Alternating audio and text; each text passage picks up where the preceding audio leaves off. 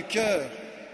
Vous savez, quand quelqu'un vous dit « La ilaha illallah, je suis avec Allah, il y va ». Non, attention, protège-toi. Nous sommes tous très fragiles. Le prophète, il se protégeait.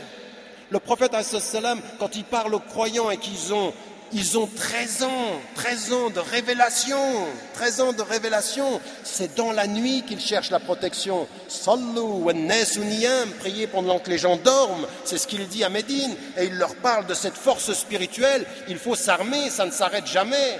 Le prophète, il priait des nuits et des nuits entières pour s'armer, et il s'entourait de cette protection-là. Il était vulnérable. On a un hadith qui est un hadith rapporté Hassan, Sahih al-Ghayrihi, et qui nous dit que le prophète et qui est rapporté d'ailleurs dans ce qui a été traduit en français, Tahrir al-Mar'a fi Asr al-Risala, le prophète il est rapporté par Abu Shaqqa et commenté, il est traduit dans l'encyclopédie de la femme de l'islam, où le prophète a eu à un moment donné cette fragilité de voir une femme, et il a eu quelque chose qui était l'émotivité, l'attraction physique.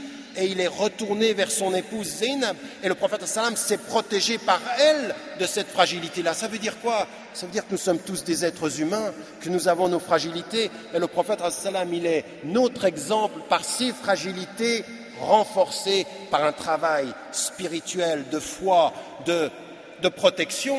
Alors il avait Khadija, radiallahu anha, qui l'a protégé, il avait toutes celles qui vont faire sa vie, qui vont le protéger. Et on a l'autre exemple dont j'ai parlé, qui est Aïcha radiallahu anha, qui sont des femmes qui ont été d'un conseil et qu'il a écouté.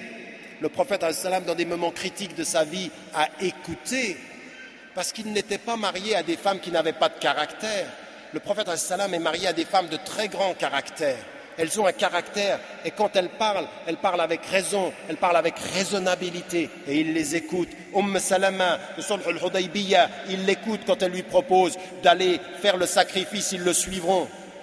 Aïcha, il l'écoute. Khadija, il écoute ces femmes, et en général, elle l'oriente vers des solutions qui sont des solutions de la voie. Ce que je voulais mettre en évidence aussi, dans cette dimension-là, c'est quand vous revenez au Coran, vous apercevez ce que je disais tout à l'heure. Et sakan, la protection.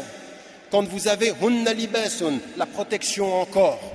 Quand il parle des parents, regardez le Coran, mais couvre-les de l'aile de ta tendresse, qui tes parents. Regardez comment le vocabulaire coranique est en permanence lié à la protection, à l'endroit de tes parents, à l'endroit de ton épouse, et ce sera la même chose par rapport aux enfants. Le prophète qui couvre de l'affection. N'oubliez jamais l'expression affective